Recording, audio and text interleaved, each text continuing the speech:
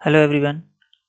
तो आज हम आ गए हैं अपने एक नए वीडियो पे और आज हम शुरू करने वाले हैं new chapter.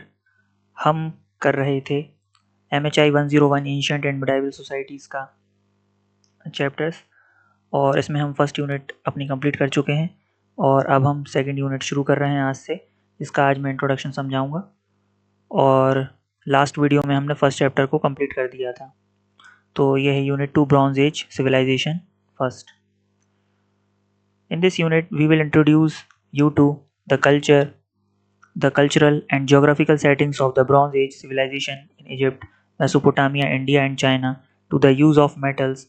In 1871, E.B. Taylor suggested that human institutions have succeeded each other in sequence in a substantially uniform way across the world. He suggested that the remarkable similarity of cultures of far-flung regions and diverse races was because of the uniform action of uniform causes. Thinking along similar lines, L. H. Morgan, author of The Path-Breaking Ancient Societies, thought that parallel developments in the history of world were largely because the germs of the main institutions of society were present in the early stages of development. In the later 19th century, systematic excavations began in Egypt, Crete, and Mesopotamia. Each of these, in different ways, suggested to Europeans the roots of their own civilisation. तो देखिए इसमें क्या है कि जो EV Taylor हैं उसके idea के बारे में देखेंगे जो कि 1871 का है। इसमें हमें ये देखना है, इसमें ये बताया गया है कि दुनिया भर में ह्यूमन इंस्टीट्यूशंस जैसे फैमिली, रिलीजन, सोसाइटी एक सीक्वेंस में डेवलप हुई हैं। अलग अलग जगह की कल्चर्स में सिमिलैरिटी मिलती हैं। वो इसलिए है क्योंकि सब जगह डेवलपमेंट एक जैसे रीजन्स की वजह से हुआ। इस आइडिया को उन्होंने बोला uniform action of uniform causes, मतलब सेम रीज़न से सेम टाइप का डेवलपमेंट होता है। अगर सिंपल भाषा में समझा जाए तो अगर कंडीशन सेम होगी तो डेवलपमेंट भी मिलता जुलता ही होगा। अब जो LH मॉर्गन का आइडिया है इसमें ये बताया गया है कि जिन्होंने एंशिएंट सोसाइटी लिखी है उसके ऑथर हैं ये, तो इनकी भी सिमिलर बात कही है कि दुनिया के डिफरेंट पार्ट्स में डेवलपमेंट पैरेलल हुआ है। सोसाइटी का मेन इंस्टीट्यूशंस के जर्म्स, बीज, स्टार्टिंग या फॉर्म कहेंगे जो स्टार्टिंग फॉर्म है पहले से ही मौजूद थे, बाद में वो डेवलप हुए हैं। और 19th सेंचुरी की जो खुदाई हुई एग्जीक्यूशन है तो उसमें 19th सेंचुरी के एंड में इजिप्ट, क्रेट और मेसोपोटामिया में एग्जीक्यूशन शुरू हुआ है, मतलब खुदाई शुरू हुई है। इन एग्जीक्यूशन ने यूरोप्स को यह फील करवाया कि उनकी सिविलाइजेशन की रूट इन पुरानी सिविलाइजेशन में है। तो अब आगे, yet it was also said that in Egypt, for example, there were periods of marked culture change that could only be ascribed to migrations or invasions. Some intellectuals begins to insist that if there were parallel developments in the world, these were because of contacts between the relevant regions. Such as approach was partly influenced by the idea that savages could never have invented the finer aspects of civilization and that a few people like the Egyptians made all the major inventions which others borrowed। अब देखा जाए इसमें तो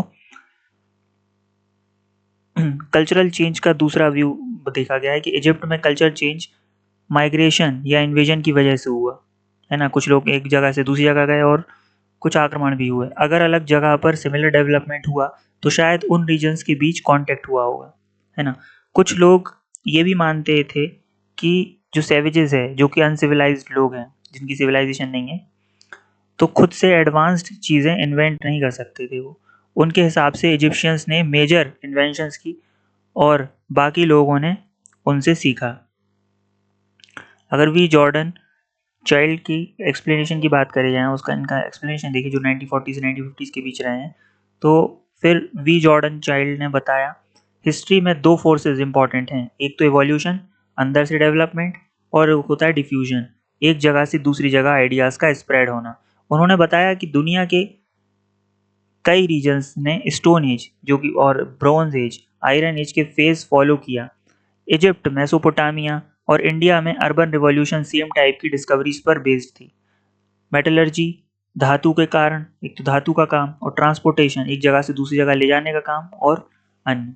It was left to be Jordan Childley to point out in the 1940s and 1950s that in history both evolution and diffusion were powerful forces. Many regions of the world went through the stone, bronze, and iron ages, and in that order, the urban revolutions of Egypt, Mesopotamia, and India were based on the same set of discoveries in metallurgy, transportation, etc. Moreover, it was not accidental that city life and writing emerged together, yet evolution and diffusion complement each other. Human cultures evolve, but unlike organisms, have the capacity to borrow from one another. Key development like smelting of copper, the wheeled cart, and the alphabet were invented one only once, but were subsequently learned and utilized by several groups. In this way, the forces of civilization spread from Egypt and Mesopotamia to the Mediterranean and Southern Europe, and ultimately to Western Europe. Thus,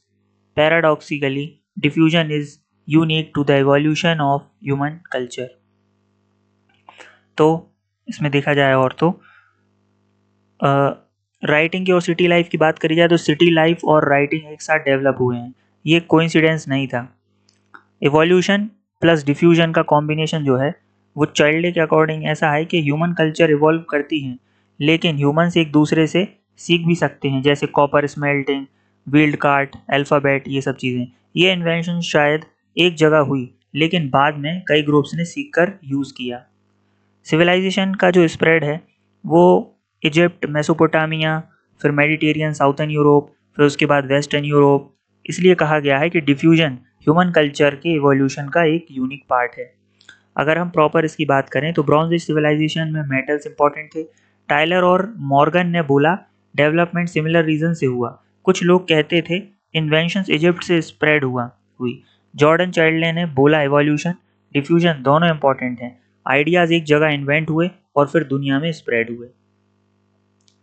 अब next page पे आ जाते हैं. Evolution has come to mean the development of social structure in a sequence of stages from simple to complex. Complexity refers to internal differentiation, increasing division of labor and specialization, more and more tools and techniques for different tasks, and more social roles in the given society. Note that this does not always entail a gradual process of accretion and is not necessarily tantamount to development or human progress.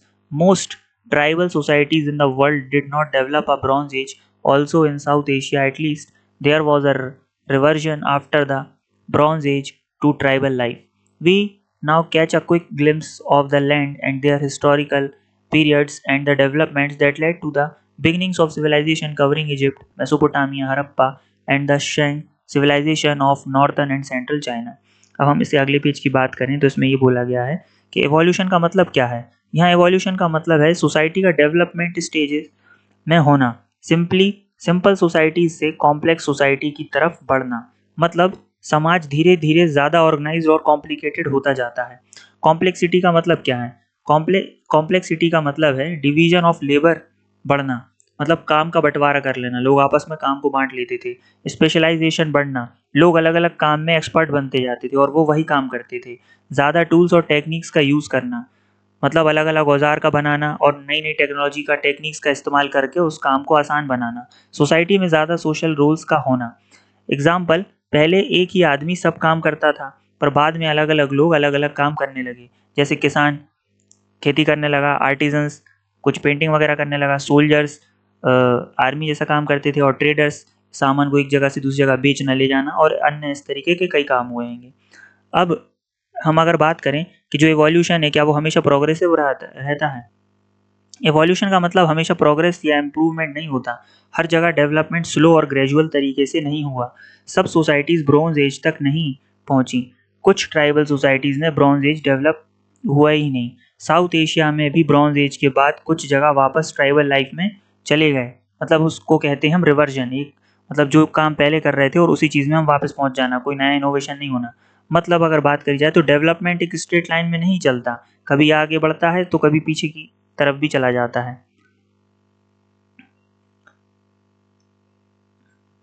तो ये हमारा आज का complete होता है introduction. अब कल हम 2.2 Egypt the gift of the Nile के बारे में पढ़ेंगे सेकंड पार्ट में। Thank you so much.